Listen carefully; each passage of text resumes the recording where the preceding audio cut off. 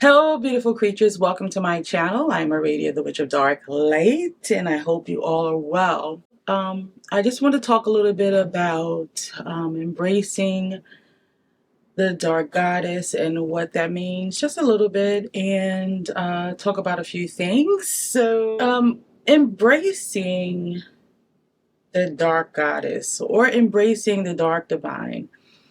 First, I want to talk about semantics, right? Semantics is the naming of something, giving something a understanding, giving something life.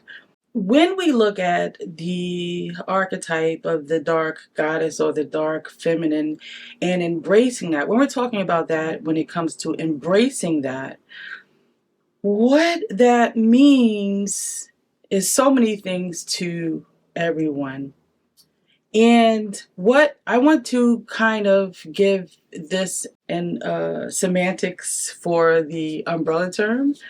So, embracing the dark goddess or the dark feminine, what that looks like is we are all connected. Yes, that means we are connected to that person that we don't know how they exist every day, how they survive in the world every day. We are even connected to that person. And why do I mention that? Because we first have to understand how we exist in this world, what our connection to this world is, what our connection is to this existence, and what is our place in this existence. So when we understand that, we'll have a better grasp on what embracing something means or being connected to something means. In order to embrace something, we have to understand the connection. We all have, as they say, a spark of the divine within us. We all are capable of channeling this energy from source, which is the thing that connects us all.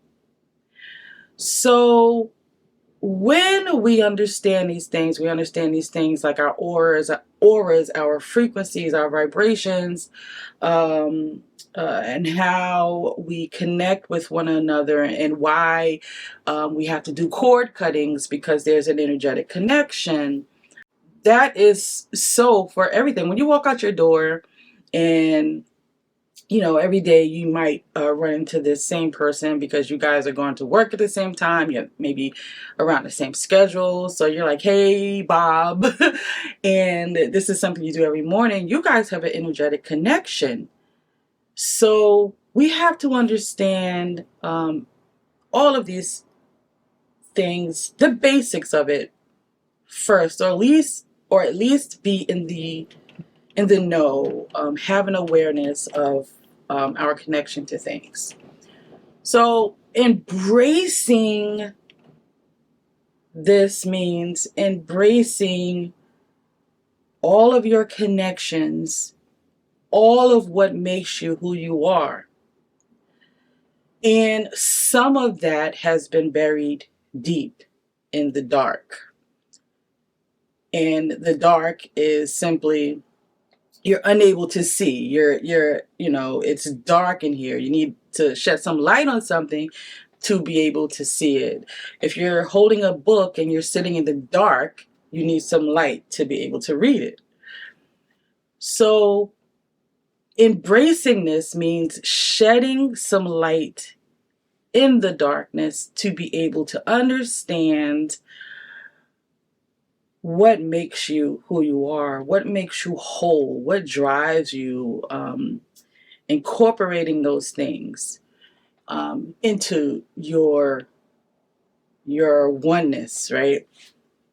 And when you embrace this is when they say empowerment, embracing your power, embracing your true potential, is because the things that you shed light on then come to the surface, and it has been reintroduced into your world. Your energy has been reintroduced to all of your connections, and you know, this gives you power because you have a better understanding of who you are. Embracing this, I think, is important to understand and important to note that, and no, you don't have to. And I'm probably repeating myself, and it's because this is the current that I am working on. I know a lot of people can be scared. First of all, you're scared. The dark scares people. So when you work with the dark, when it comes to spirituality, it can be even scarier. And what's more scarier than ghost entities and demons, it's what's inside of you in the dark that you have suppressed. And bringing it up to the surface can be an overwhelming thing, and bringing light to it and working with it. So I want to just say you can work with these things as an archetype. You don't have to say, I am uh, evoking the goddess or invoking the goddess herself or the demon herself. You can evoke those energies. You know, if all of those other things scare you, you could just work with the energies of Lilith per se. So the next thing I want to talk about is one of the ways that you can begin to do this, whichever archetype you choose to work with. You know, do the research and understanding of, because first of all, when you go into a relationship with a human, when you go into a relationship, that starts out with getting to know the person, finding out what the person likes, just have an understanding, an overall understanding about that person. It is the same way when you are beginning to work with an archetype. Find out the information about the goddess or whatever it is that you want to work with that is associated with helping you go into your darkness, to help you with the shadow work, path working, whatever that is that you define it as, help you navigate the dark. So what that looks like is, after you do your research, you're doing this as you're getting into a relationship. So you want to sit and think about yourself like you're going on a date with this energy, with this archetype. So, you know, you set up a little space like you're setting up dinner, except, you know, maybe you put a candle out, you turn the music on, and maybe the colors that are associated with this archetype. And then you think about this story. You know, you sit and think about the story as if this energy is telling you, is bringing you into what their history looks like, what this folklore mythology looks like, is bringing you into that story. So, for example, with Lilith, you're gonna think about the different stories about Lilith and how she came to be who she is to us today. You sit with that. And what happens is this calls forth that energy, and you begin to connect with it. Now, you're not going to resonate with all of these different types of energies under this dark, divine, dark goddess, dark feminine archetype. Just like getting to know someone, when you find that, wait a minute, this doesn't resonate with me, you could then move on and decide, you know what, let me try another route. This is why it's so important to do your research.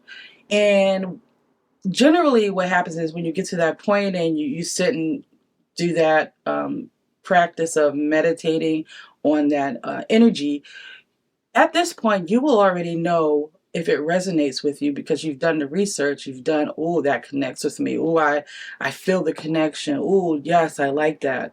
So all of that is taken care of during your research. So by the time you get to the point where you're like excited and you know, you're going on a date with this energy and this archetype, and you know, you're sitting there, you're meditating, and music's on, and got the candle lit, and that the candle and the color that represents that energy. And you're going through that connection. You're connecting by meditating on the story of this energy, this archetype, and just sit with that. What will happen is you have tapped into that current of, for example, if we're talking about Lilith, you've tapped into that current of, I need a voice to what it is. I am powerful. I can do it. I'm, that freedom, that liberation to be who you are. That self, that part of you that you've been scared to be because of what the world may say or people around you, your family, your friends. So you're tapping into all of these things, and you will find that you will be intuitively guided to do certain things, and certain things will come into awareness. For example, in my case, because it looks different for everyone, in my case, when I started on this path of working with the dark divine, what would happen was, because I was flowing in that current, that energetic flow of that archetype, certain things would come into awareness. It's almost like a hypnosis, because when you go into hypnosis, it is sometimes to find out things that you aren't aware of that took place in your life. So it's something like that. When you work within this current, it helps to tap into that space, helps open up your mind. Now, of course, there's other methods of practice that you do. You have to put in the work. You have to do things if you want to heal, if you want to tap into your darkness, if you want to be empowered. You have to do the work. So you can't just keep going on dates with this energy. You gotta do other things. For example, we'll keep going with this analogy. When you get to know someone, you're going on a date, you don't just, after years of knowing this person, yes, you may just throw on the sweats and a hat and run out the door. But initially, in the beginning, what happens is you're putting your best on, so that, you're putting the work in to present yourself to this person. So when you're working with this energy, you have to do the work. You have to do those meditations. You have to do the study, do the research, because knowledge is power. The more you find out, the more rabbit holes you go down, but it helps you tap into knowledge that may connect you with what's going on within your darkness. When you want to work with this energy, if you've done the research, take a day out, preferably whatever day or days that energy is associated with. Find prayers or ends to this energy, because you want to evoke that energy. Do all of that research, have that written out, so that you can maybe say these things, say the prayer. And once you say the prayer or the end that is associated with this energy, or you can create your own, or you can even do it in the form of a love letter. Write a love letter to this archetype. And in that love letter, you share your gratitude and you share what it is that you want out of this relationship. To begin working with the energy that you would like to tap into to help navigate and guide you through this journey. So that is what I wanted to share with you, beautiful souls, today. And if you have any questions about what it is that I shared, please let me know. But until the next video, I love you all, and into the shadows.